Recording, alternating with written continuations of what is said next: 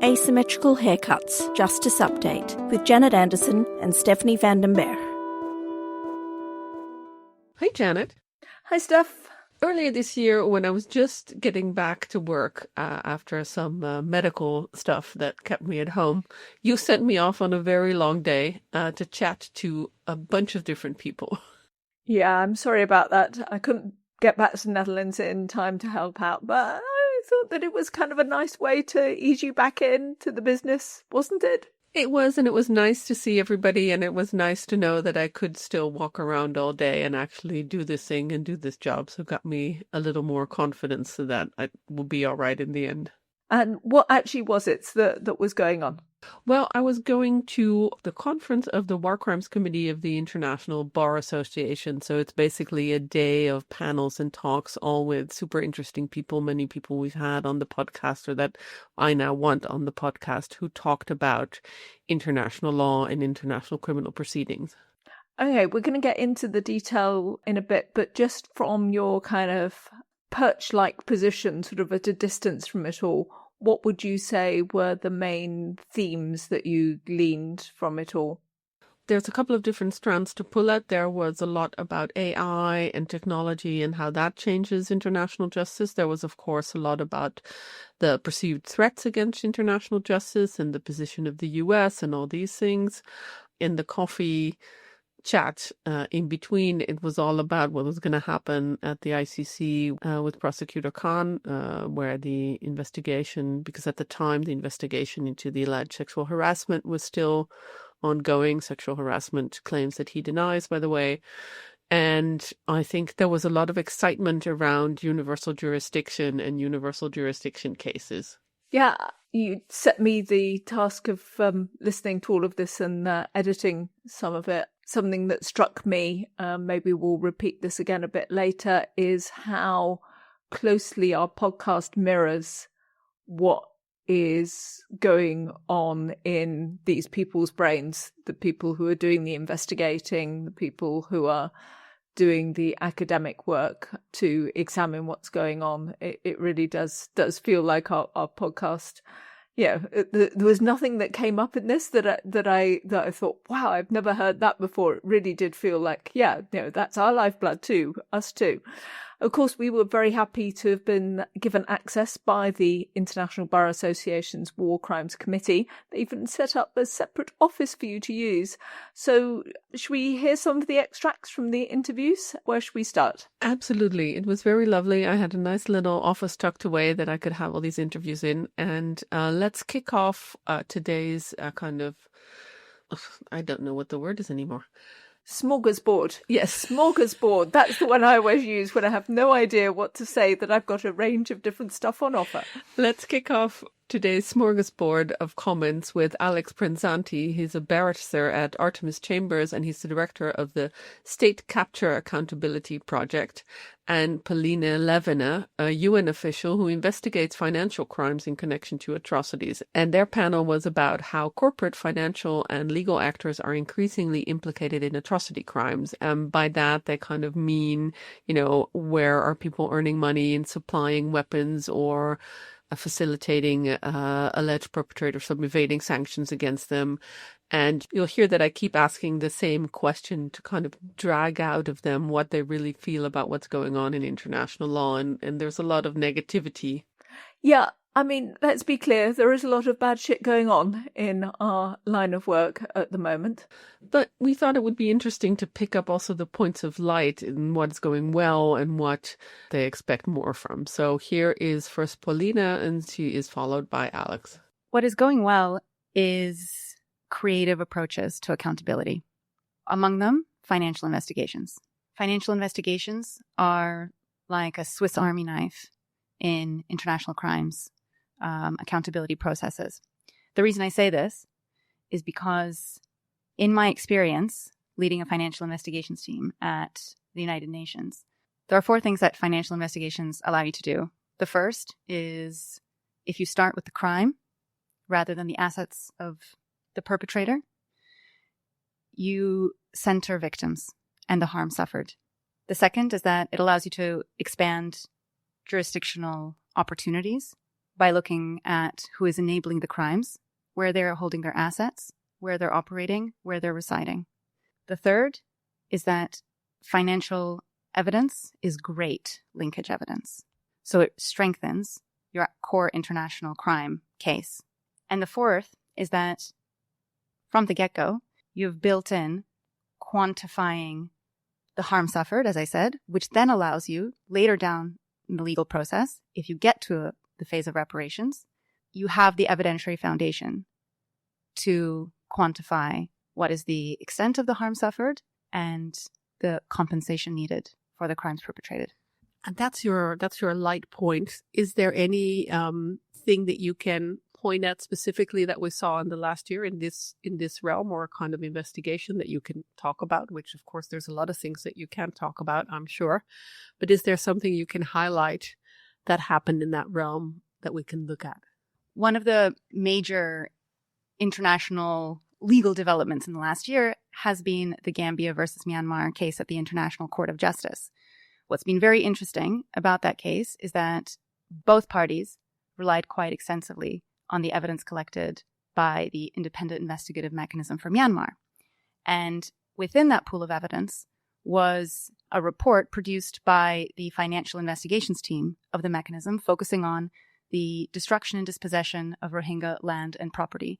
But essentially what it did is that it laid out the full chain of evidence from the destruction of Rohingya villages, their leveling, razing, the construction of security bases, using evidence such as budget allocations, corporate documentation, extensive open source evidence, and named the corporation that was involved in construction of those security bases, often tracing the exact shape of the Rohingya villages that once stood in those areas. In a way, it's like the financial or having the receipts. It's a bit like, I love my ICTY precedents. And so I remember that in Srebrenica cover-up case of the reburial, a lot of the evidence was the receipts from fuel from the trucks and the allocations in the military about giving extra fuel so you could have diggers, and then they would create these tertiary and even quaternary mass graves because they're trying to hide the evidence. So you're saying that this is also in the Myanmar case at the ICJ, which I've heard about it, but a lot of the evidence that we see or that we report upon is, of course, the kind of eyewitness evidence, and I hadn't quite clocked that there was this financial evidence underlying. So thank you for pointing that out. Alex, is this also kind of your light point? I know there's a lot you can't talk about, so is there something you can say about where the positives were in the past year? Well, to me, the positives don't really come through international institutions or international law in this past year, but really the domestic jurisdictions and efforts by, national courts or national authorities. So, if we take a bit longer than a year, I think that a recognition by Western governments that they have leverage over financial systems, over supply chains, and they can use that leverage to make an impact on war crimes or conflicts themselves. And that's been used, of course, extensively in the war, in Russia's aggression on Ukraine, but also has been used in many other contexts. In the context of accountability, I would say that the Lafarge verdict in France is probably the most interesting development in this past year. I'm going to give a bit of context here, which is Lafarge is a cement company in France that was convicted and fined for, what was it? They were giving ISIS money to protect or to keep their cement factories running in ISIS-held territory. That's right. They were effectively paying a bribe to ISIS, not only ISIS, some other organizations, terrorist organizations as well, but they're effectively paying a bribe, and they were doing it not to preserve the interests of the local communities. They were doing it because, and we know this from evidence in the trial, that they thought that there would be a lot of scope for future profits from reconstruction in that region. And so it was important for them to stay in the market. And that's why they paid the bribe.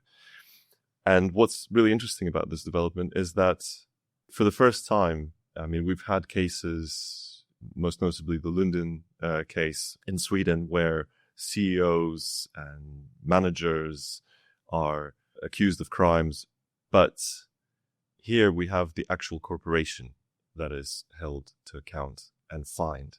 Okay, the fine may not be huge, 1.25 million euros, which is probably pocket change for Which is Lafarge, but correct. But still. But I think that it's a positive development in that it is now out there that a corporation like this has to take into account more than just profits for its shareholders, but also has to take into account the impact that it's doing. And if it doesn't, then it could face accountability. And the London case, I'm just going to Stephopedia all of this. We'll link to all these cases, of course, also in the show notes. The London case is a Swedish oil company that paid local militias to protect oil fields in Sudan, effectively kind of contributing to these militias potentially committing crimes. Can I just add that in addition to holding the corporation responsible, I mean, the two former executives of Lafarge were arrested in the courtroom. This 69-year-old former CEO and his former deputy, who is 75 years old, each, I think, convicted for years, which is, as corporate executives, to face arrest and imprisonment it feels groundbreaking in this moment. Is that also your kind of most interesting development in accountability? So it's very recent. Of course, there's more to follow with the Lafarge case because the next phase of it will specifically look at crimes against humanity. So from an international criminal law perspective, it definitely feels like a very significant moment and one that is maybe the start of some very exciting follow-up developments. I asked the same questions of Lindsay Friedman, who's at Berkeley Human Rights Center, and Yuval Shani, who's been working on the kind of charters that AI companies are coming up with to regulate their work. Lindsay has long been at the forefront of open source intelligence and thinking about how civil society can access social media, and is now understands the new challenges that artificial intelligence poses, or at least we hope she does. Their panel was about ethical guardrails for AI and within conflicts and the new opportunities that there also are for civil society, but also militaries and combatants and despots. So the whole mixed bag of what AI brings to all the different actors on the battlefield, not only the kind of people who want to do bad things with it, but also the people who could potentially use it for good. So here is Lindsay, and she's followed by Yuval. Well, I am really excited about the technology and what AI brings to bear on our work. I think it has tremendous applications. It does actually kind of feel like in the last 2 weeks, I've solved the digital evidence issues I've been talking about for the last decade. I don't know if that's overstating it, but really AI is incredibly empowering in allowing you to code your own tools that are fit for purpose in a way that we just weren't able to do before. And there's a lot of potential in terms of what I've seen. I've really had some jaw-dropping moments, even in the last few weeks, of, oh, wow, what we can do now. It really is a force multiplier. So the sort of speed of delivery and enforcement, I think we could hugely close that gap with the responsible and ethical use of AI in those tools. I also think, trying to be optimistic about the field, it maybe needed some disruption. These older institutions, in post-World War II period made a lot of sense and held peace for a long time, but were they working for everyone?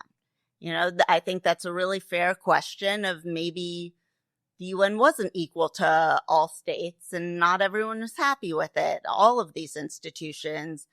So I think the disruption, while the way it's happened has not been great, it maybe creates new opportunity for something that needed to happen and to build something better.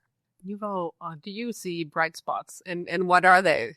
What's the thing you look at and think, oh, okay, this gives me some hope? Yeah, well, I see some spots. Some of them have some bright shades. I wouldn't exaggerate. how bright they are. But I would say, well, the language of international law is still relevant. So even states that do not practice international law still go about the effort of trying to, because it's still to explain or to justify their conduct on the basis of international law, because it still serves A, as a common language of legitimacy in many realms, and B, for some states, it is still an important framework. So not all hope is lost. I would also say that we are seeing in some respects international law being more dominant than before in many areas of the public discourse. And we are seeing a lot of activism, which invokes the language of international law. And with regard to technology, I would, while technology is certainly we have a mixed record with technology, because law is always struggling to catch up with new technology. And international law has not been doing so far a great job in this regard. Even domestic law is very much behind. International law with its cumbersome decision-making processes is even farther behind. But I would say that in this realm, there are some also reasons for optimism. One is, I think this development comes at a time when there is greater awareness to the role of companies and the responsibility of companies. And hence, a lot of the activism and a lot of the political pushback is directed not at governments, but at companies. And we have seen in this regard some companies step up and integrate international standards, human rights standards into their policies. Far than perfect. But having a company like Meta, for instance, integrating human rights policies into its business policies and establishing an oversight board which operates as a sort of a Facebook Supreme Court to monitor human rights, an imperfect experience. There's also criticism, but I think this is something we have never seen before in terms of the ability of international law and human rights law specifically to penetrate spaces that were before close to it.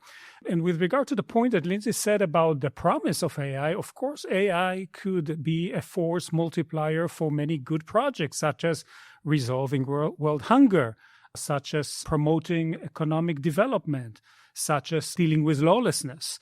We are still, I would say, at an inflection point where it's not obvious whether these positive applications would outweigh the negative, because it's also potentially a force multiplier in the opposite direction. So there are opportunities on the table.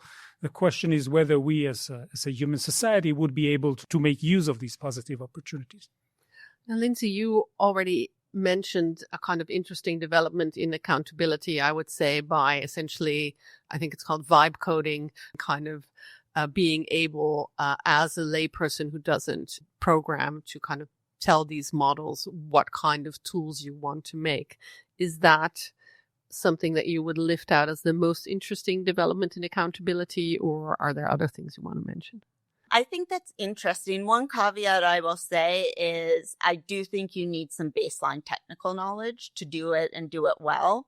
And on my team, I have some very, very technical people who can look over the code. So that is one of those things where there could be danger of people who don't know what they're doing or using it. But I think it does have huge potential. And if you have that sort of baseline technical knowledge, it does kind of feel right now like the world is your oyster and you can do some really interesting things. So I think, people have talked about this concern of AI replacing critical thinking, but I also think it is prompting new creativity and critical thinking if you really get creative about how you can use it and start seeing it as this tool that can work for you and think outside of the box. It actually can be very good for enhancing your thinking and learning new ways to think.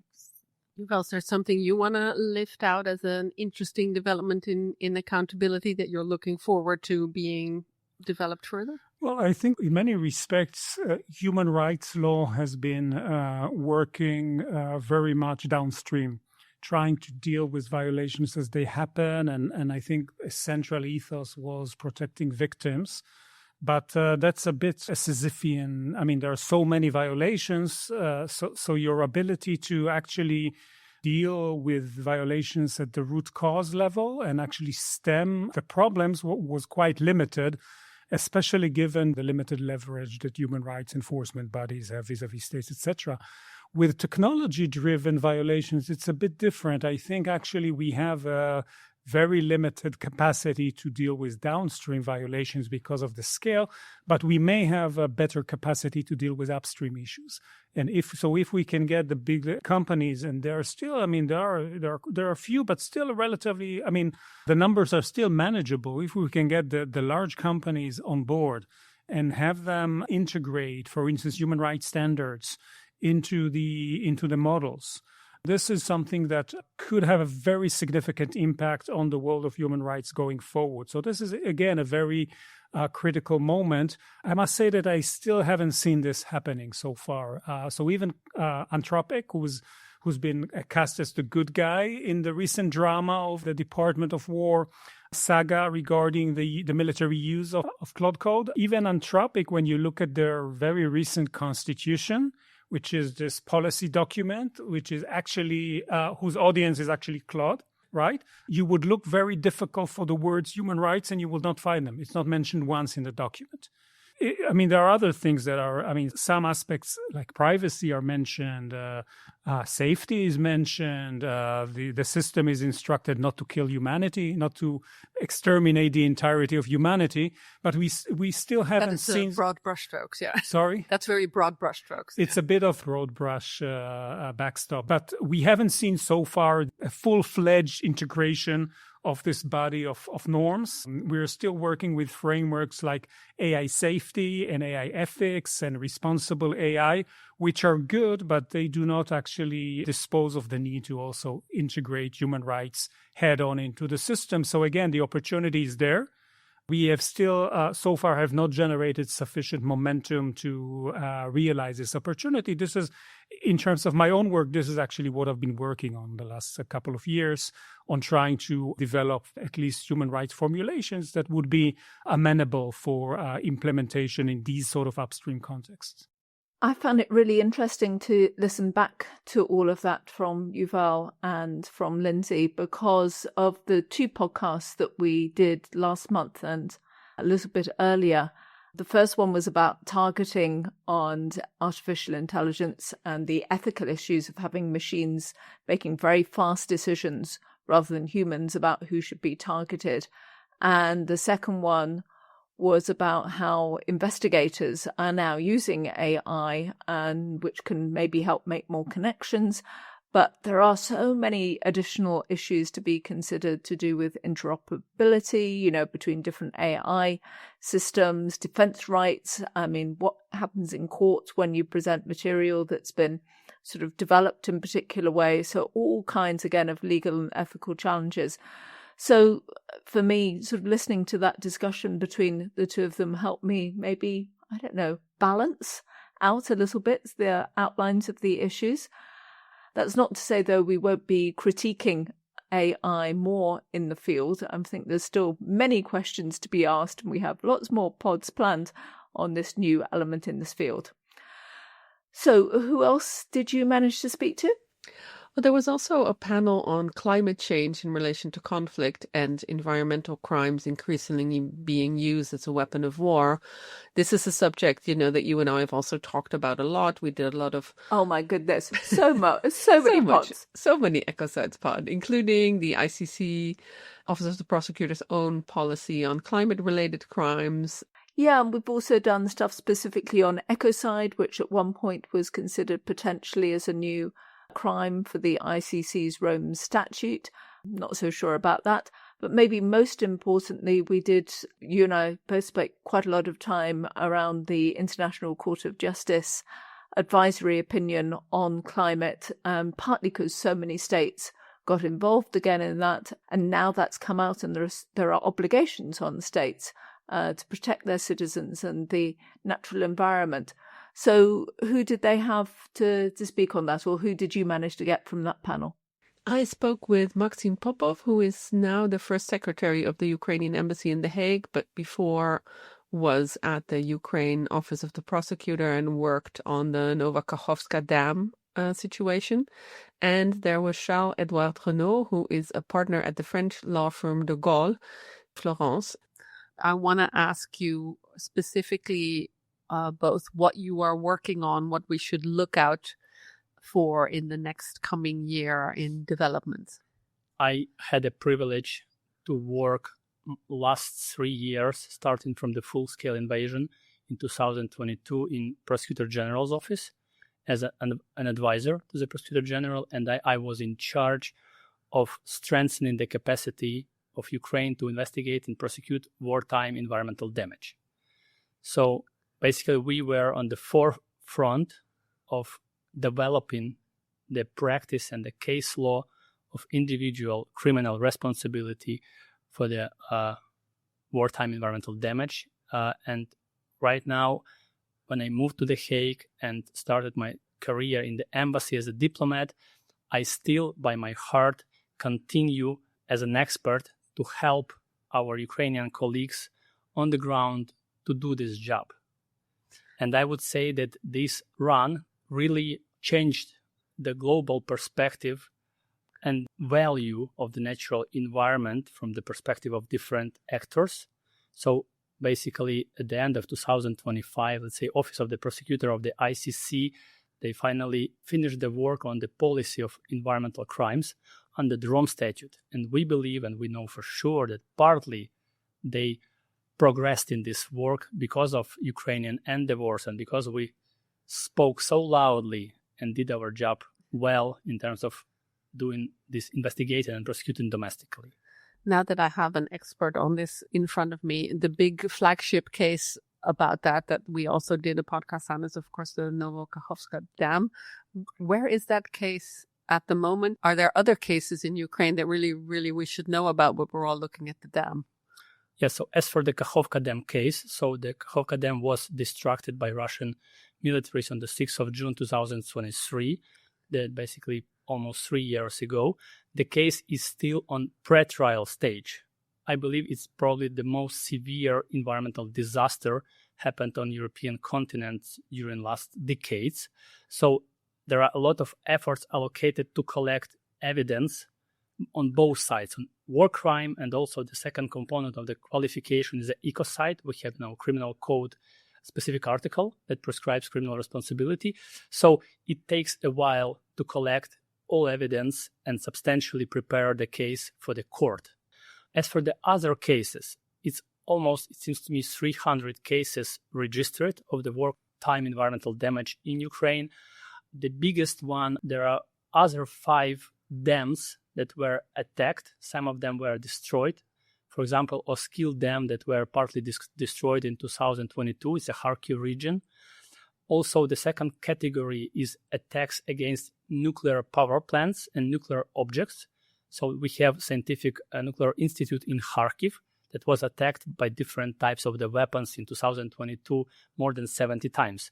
There is a storage of nuclear materials. Hopefully, these weapons and missiles and drones, they didn't reach the specific this storage and there were no contamination. But we charged the Russian militaries on ecocide article basis because it prescribes that ecocide in Ukraine is also any actions that may cause environmental disaster.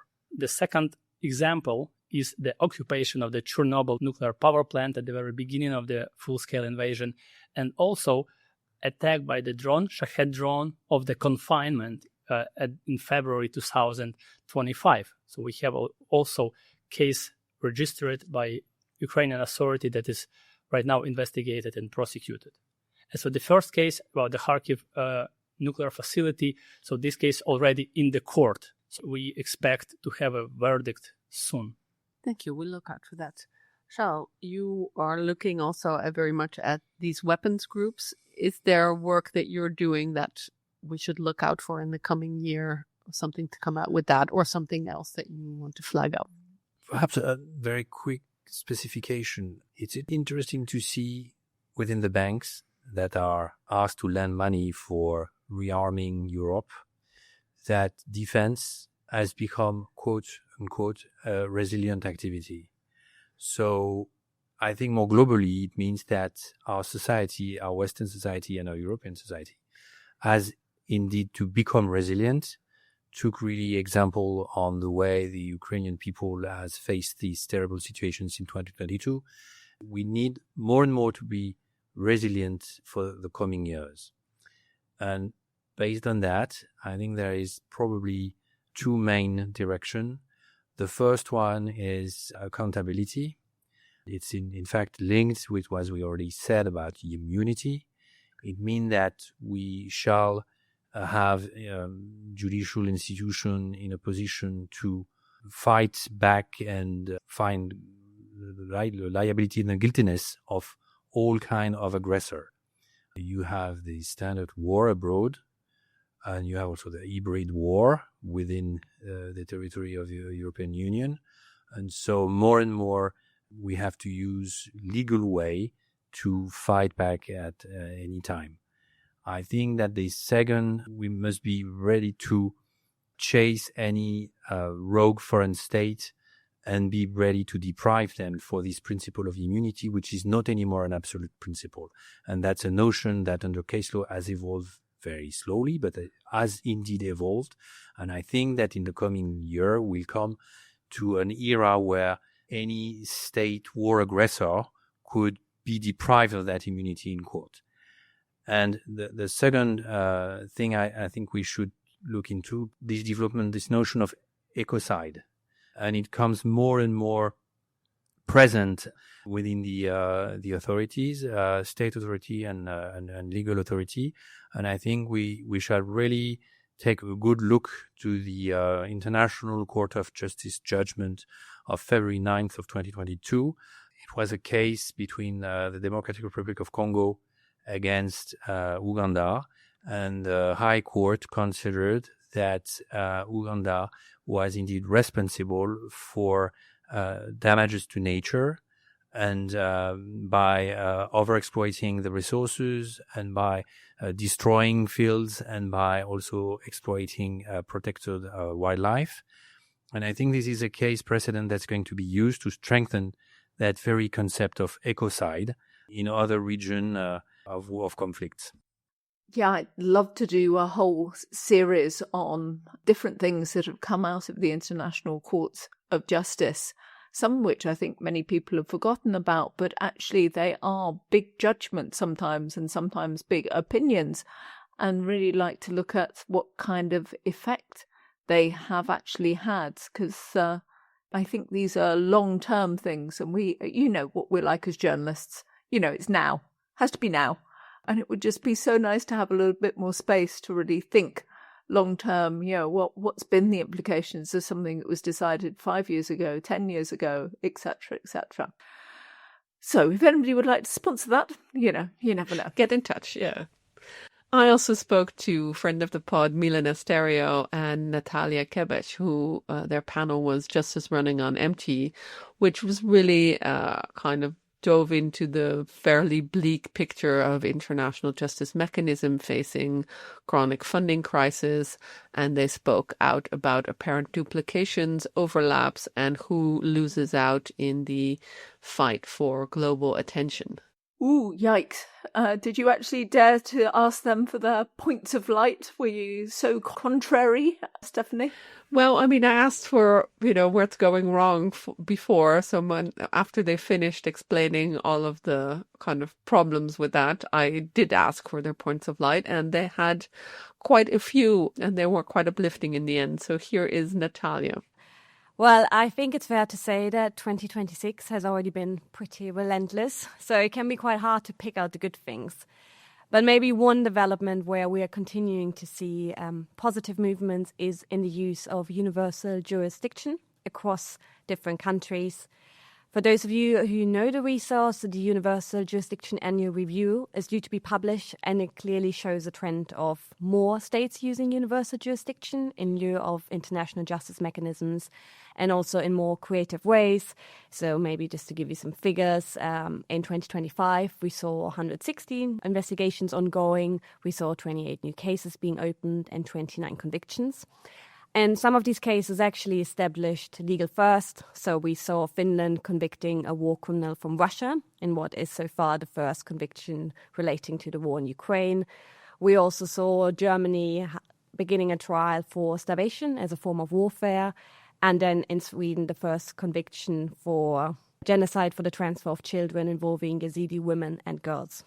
So overall, we think that's a very positive development, maybe signaling a shift of the epicenter for international justice from the international institutions more to the domestic courts. And we have the final word from Milena.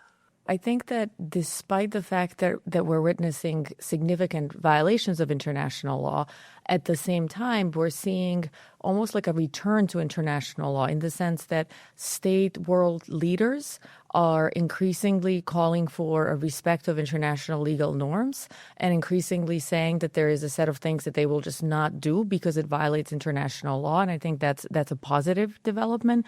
I also think that we're seeing among international law scholars almost a unanimous call for the respect of the international legal order as we have witnessed it since 1945. And so I think that despite the fact that we're witnessing violations, at the same time, we're seeing this rhetoric of the importance of international law, that we need to preserve the international legal order. That would be a dangerous world if we all said, well, let's just do as we please and abandon the rules as we've known them since 1945. So I am on that front more optimistic, perhaps, and hope that I do think that the international legal order will survive all of this. So much, like I said right up at the top, seems to reflect on what our podcast is all about, like all these universal jurisdiction cases that they referred to as being very positive, and we're doing this continuing universal jurisdiction series asking, what different jurisdictions are up to and how things are developing there. Yeah, my main takeaway from all the positive was universal jurisdiction is really gathering pace, and not only for war crimes, but also for the kind of humanitarian law linked to companies, and those are finally being held to account. We recorded so much more than we can actually broadcast now, but we essentially chose to play one big answer for each person plus a little more, because it would have gone to a 2-hour episode if not. And I mean, you'd said already with the big themes for you, but out of what we didn't get to play, was there anything that you want to remember from what people are working on? Anything that you say we've got to do a podcast about, or maybe any of the other common themes? I noticed specifically the Lafarge case in France and the amazing implications from that. It didn't just come up in one conversation, it came up in several of them. So that's really resonating in our community. But anything that you, particularly what we didn't manage to use in the clips? I think the Lafarge was really big because it had just also been handed down. I thought something that made my ears prick up and think that it would be really interesting is that there's about to be a French, I think, Supreme Court ruling on the use of Agent Orange in Vietnam as an environmental crime, which the French lawyer spoke about. I thought it was heartening because it was not only so many years ago, but it also involved kind of themes of universal jurisdiction and countries' responsibility of corporations producing these chemicals used in alleged crimes, and that even so many years post-date, they could still do these cases. So I thought that was really interesting. There was another speaker that we're also trying to have on the pod who had some really interesting things to say about AI and using that to translate victim statements, which really, I think I immediately messaged you and said we must have. So those are the things that I really remember from that. But also it was a long day and I was quite tired. It was my first actual day doing full work again. Well, I say thank you to you for doing all of that work on our behalf, but also specifically thank you to Elsa Wiley, Kirsty Sutherland and Daniela Gavshon, who are all members of the IBA War Crimes Committee, and they really helped facilitate the fact that we were able to have a smooth recording. Yeah, and I would really like to thank Leon Kopitz and Julia Brown, who are our infatigable interns, who are both studying and we're both doing exams for their LLMs.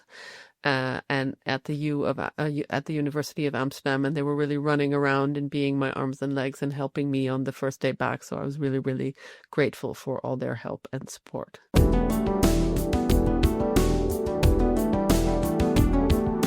This was Asymmetrical Haircuts, your international justice podcast, created and presented by Janet Anderson and Stephanie Vandenberg, in partnership with the Hague Humanity Hub. Music is by Autonautics.com. You can find show notes and everything about the podcast on asymmetricalhaircuts.com. This show is available on every major podcast service, so please subscribe, give us a rating, and spread the word.